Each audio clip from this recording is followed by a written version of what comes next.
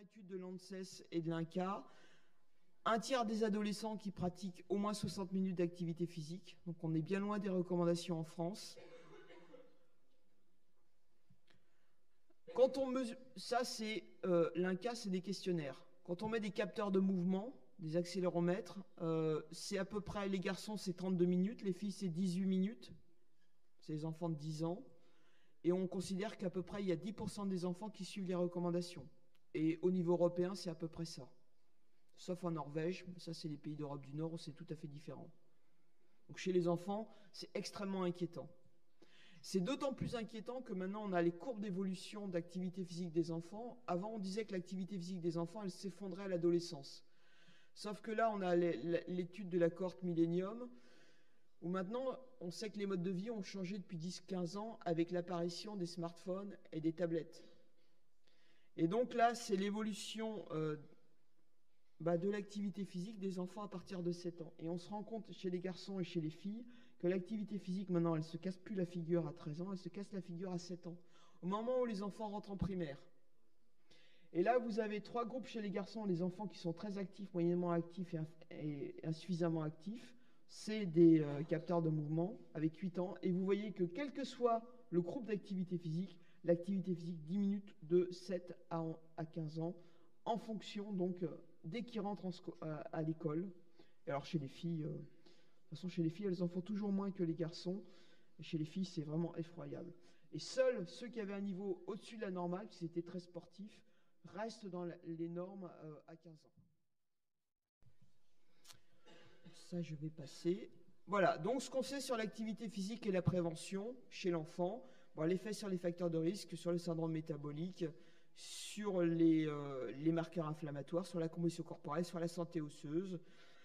Il y a aussi maintenant pas mal de données, mais on n'a pas un niveau d'évidence élevé parce qu'on manque de données. Sur la cognition, on a quand même beaucoup de données qui montrent que l'activité physique chez l'enfant est associée à des meilleures performances académiques, indépendamment du niveau socio-économique.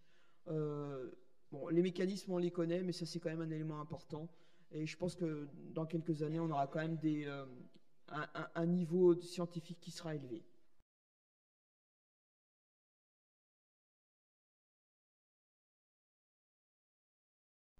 Bon, les recommandations, vous les connaissez. Chez l'enfant, c'est pas 30 minutes 5 fois par semaine, c'est 60 minutes tous les jours. Plus des activités pour augmenter la santé osseuse 2 fois par semaine.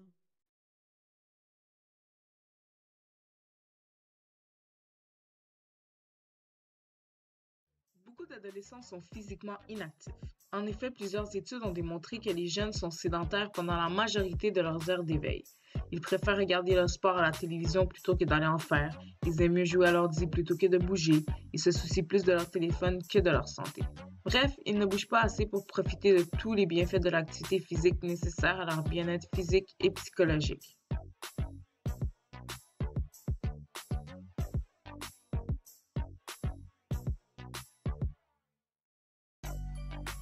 L'activité physique comprend tout mouvement du corps produit par les muscles squelettiques et qui résulte à une augmentation substantielle de la dépense énergétique de repos.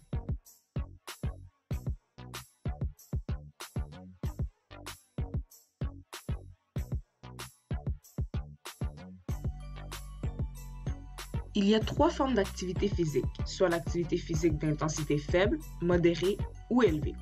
Il est sûr que pour que les réels bienfaits se fassent ressentir, il faut pratiquer des activités physiques d'intensité modérée ou élevée.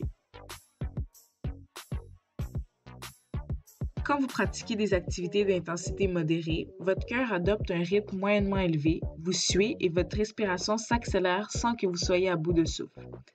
Des exemples d'activités de ce type sont le jogging léger, la marche rapide, la danse et la natation de détente.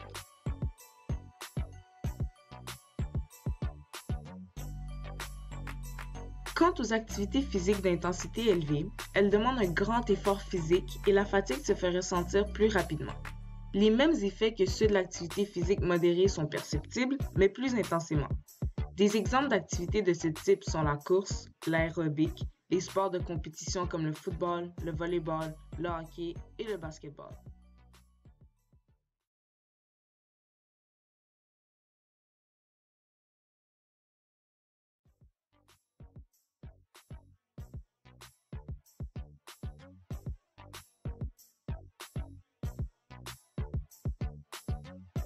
La santé mentale se définit comme étant la partie intégrale de l'état de santé général de l'individu et est essentielle à sa survie puisqu'elle détermine le comportement, la perception, la façon de penser, de communiquer et de comprendre.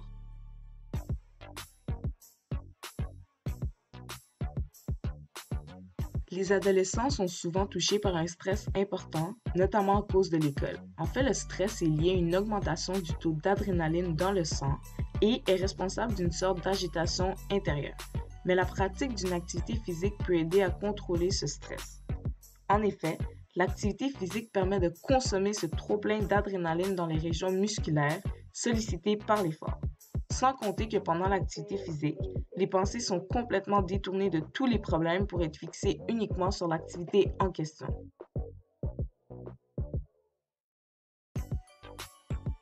De plus, l'activité physique a un effet tranquillisant sur une personne. En effet, après avoir environ fait 30 minutes d'exercice d'intensité modérée, une sensation euphorisante se fait ressentir. Cette sensation provient en grande partie de la sécrétion d'endorphines, aussi appelée hormone du plaisir, dont l'effet relaxant et euphorisant ressemble à celui de l'opium, de la morphine ou de l'héroïne.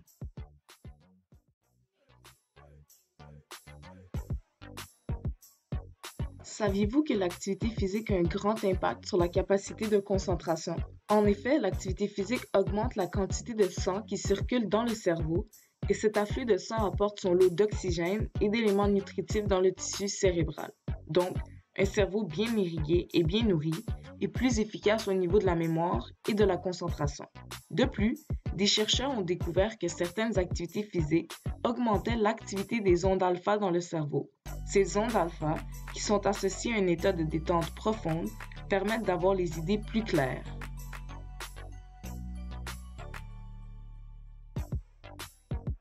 La pratique régulière d'activités physiques durant l'adolescence est associée à une meilleure estime de soi. En effet, le simple fait de se voir et de sentir sa musculation tonifiée, de perdre du poids, de se sentir plus libre dans ses mouvements, sont des gains qui aident à se sentir mieux dans sa peau.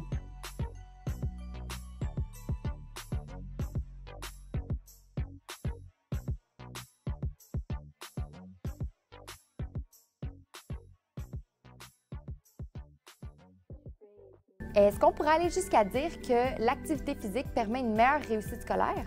Oui. Alors, le fait qu'on parle d'oxygène, le fait de pouvoir respirer, de bouger, ça aide aussi dans la gestion de nos émotions, la gestion des émotions des élèves. Donc, ils respirent mieux, donc capacité aussi de se calmer, parfois même de prendre un peu de recul sur les défis, les embûches. Alors, effectivement, c'est sûr que sur la réussite scolaire, ça a des impacts importants.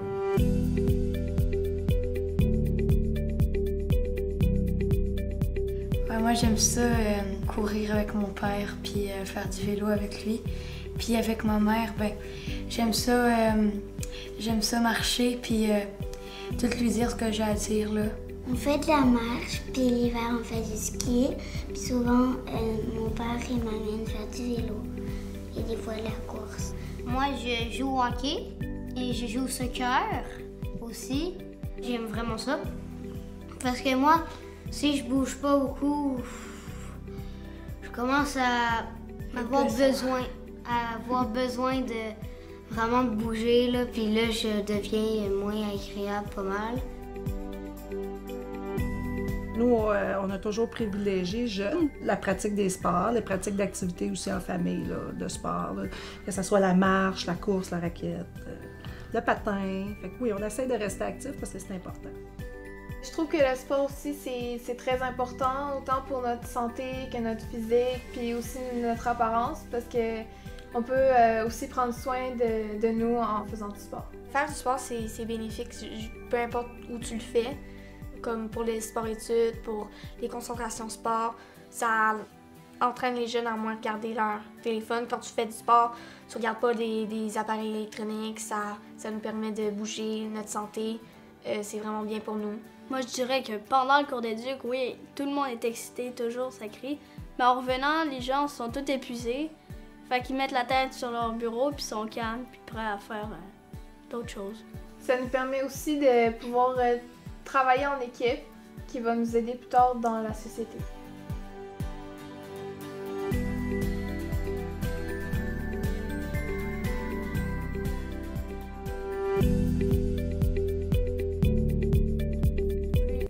sont inquiets justement que l'activité physique puisse nuire au temps d'études, donc à la réussite scolaire. Qu'est-ce qu'on pourrait répondre à ces parents? Bien, en fait, le temps d'études, c'est une question de gestion de temps, naturellement, là, dans un horaire autant de famille que d'élèves.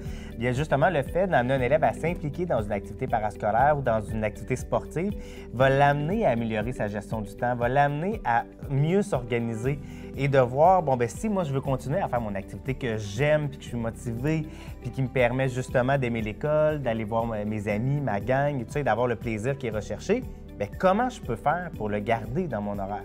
Donc, tout l'aspect de gestion du temps, il y a beaucoup d'avantages en termes de développement de compétences là-dedans, d'organisation qu'on peut constater. Et de dire, bien, c'est ça, on va couper l'activité sportive pour que l'élève étudie, bien, ça se peut que l'élève il fasse autre chose. Parce qu'à un moment donné, c'est humain, c'est normal. Mais au niveau cognitif, on a besoin d'une pause, comme on mentionnait. Et le fait de faire une activité sportive permet justement le repos nécessaire et la dépense d'énergie pour revenir concentré dans ses études. Donc, le fait de le couper, c'est vraiment pas une bonne chose, autant au niveau de la motivation scolaire que de la concentration et de l'assiduité à l'école. De couper une activité, c'est comme se tirer dans le pied. Les enfants occupés, ça fait des parents qui ne sont pas préoccupés.